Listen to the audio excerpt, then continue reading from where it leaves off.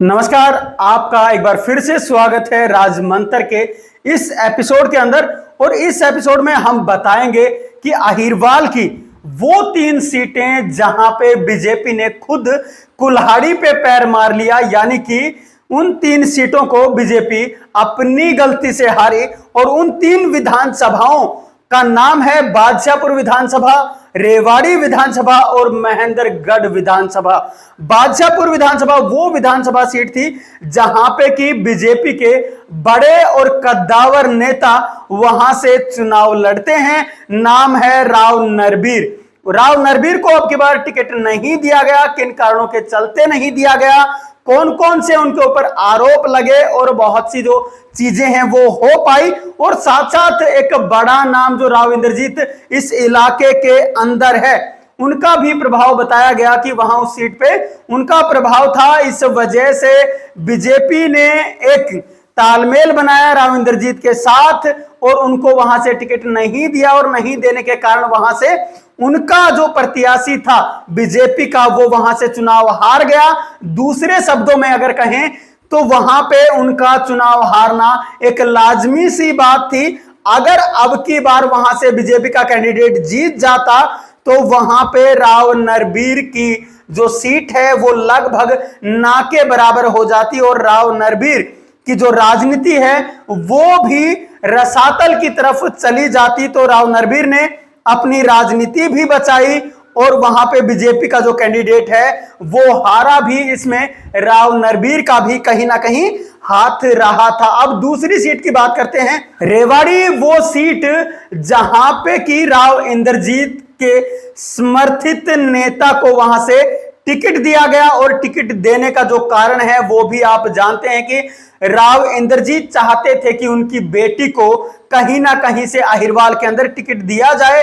BJP इस बात पर मानी नहीं, लेकिन बीजेपी को एक बात जरूर माननी पड़ी क्योंकि राव इंद्रजीत काफी बड़े नेता हैं, पूरे अहिरवाल के अंदर उनका प्रभाव है। तो इस वजह से बीजेपी उनसे दुश्मनी मोल भी नहीं लेना चाहती थी कि उनके कहे हुए या उनके समर्थित लोगों को टिकट भी ना दे और ना ही उनकी बेटी को टिकट दे। तो इतना बड़ा खतरा मोल बीजेपी नहीं लेना चाहती थी, इसलिए बीजेपी ने उनके समर्थित एक व्यक्ति को टिकट दिया और वो व्यक्ति वहां से चुनाव हार गया, जिसके अंदर बीजेपी की ही बहुत बड़ी भागीदारी रही।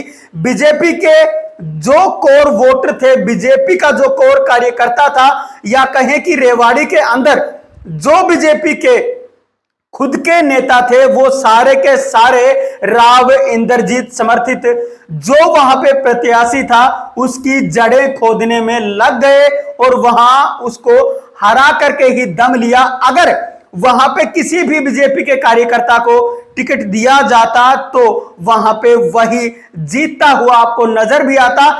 रणधीर कापड़ीवास भी एक बड़ा फैक्टर रहे और वो बड़ा फैक्टर इसलिए रहे क्योंकि रणधीर कापड़ीवास ने वहां से 37,000 वोट लिए और वो भी वहां से चुनाव लड़े। तो अब ऐसे माहौल के अंदर वहां से बीजेपी का जो कैंडिडेट था वो कैसे जीत सकता था।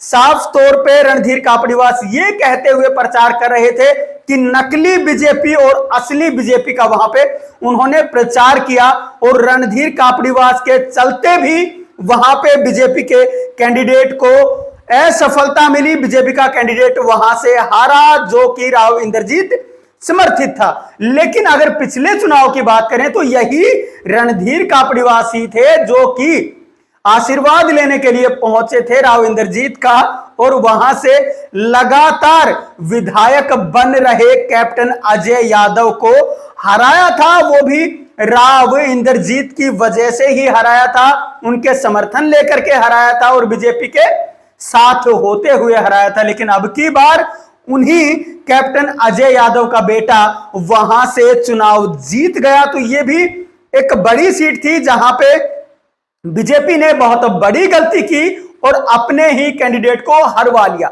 अब तीसरी सीट आती है महेंद्रगढ़ विधानसभा। इन तीनों ही विधानसभाओं में जो वोटर था वो बीजेपी से नाराज नहीं था, लेकिन अगर महेंद्रगढ़ की बात करें तो महेंद्रगढ़ का जो कैंडिडेट था उससे नाराज यहां की पूरी जो बीजेपी के कोर वोटर थे वो भी ज्यादातर नाराज थे, और साफ तौर पे कहें तो जो जनता के बीच में रामविलास शर्मा की छवि थी वो ज्यादा अच्छी इस चुनाव के अंदर नहीं थी। लोग उनके खिलाफ वोट डालना चाहते थे, और लोगों ने इसी वजह से वहां पे अब की बार एक नया जो कैंडिडेट आया था संदीप एसडीएम, उसको भी 30,000 वोट दे दिए। ये भी एक बड़ा जो कारण है वो रहा वहां पे रामविलास शर्मा की हार का। लेकिन वहां रावदान सिंह का जो वोट था वो यूं का यूं बना रहा। कुछ वोट रामविलास शर्मा के जो खिलाफ था वो वोट रावदान सिंह को मिला, और दूसरा जो रावदान सिंह का खुद का वोट था वो भी उन्हीं को मिला। तो रावदान सिंह वहां से जीत गए। अगर बीजेपी अपने किसी कार्यकर्ता को वहां से टिकट देती छोड़ करके रामविलास शर्मा को, तो वहां भी बीजेपी की ही जीत सुनिश्चित होती हुई नजर आती थी। 3 विधानसभाएं अहिरवाल के अंदर थी जिनके ऊपर बीजेपी ने पैर पे कुल्हाड़ी नहीं बल्कि कुल्हाड़ी के ऊपर ही पैर को दे मारा और खुद ही अपनी सीटों को हार बैठी। अगली वीडियो में आपको और किसी विधानसभा के बारे में बताएंगे, क्योंकि अब जो विश्लेषण है वो शुरू हो चुका है। अगर अभी तक आपने इस चैनल को सब्सक्राइब नहीं किया है तो अभी आप चैनल को सब्सक्राइब करें, और अगर आपने फेसबुक पर हमें अभी तक फॉलो भी नहीं किया है तो अभी फॉलो करें ताकि नोटिफिकेशन आप तक पहुंचते रहे। नमस्कार, धन्यवाद, जय हिंद, जय भारत।